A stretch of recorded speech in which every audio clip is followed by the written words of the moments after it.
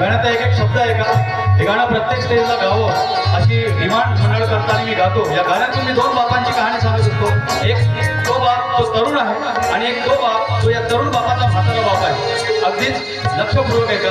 आधी या तरुण बापाची कहाणी सांगतो. या तरुण बापाच्या घरी एक पोरगी जन्माला येते.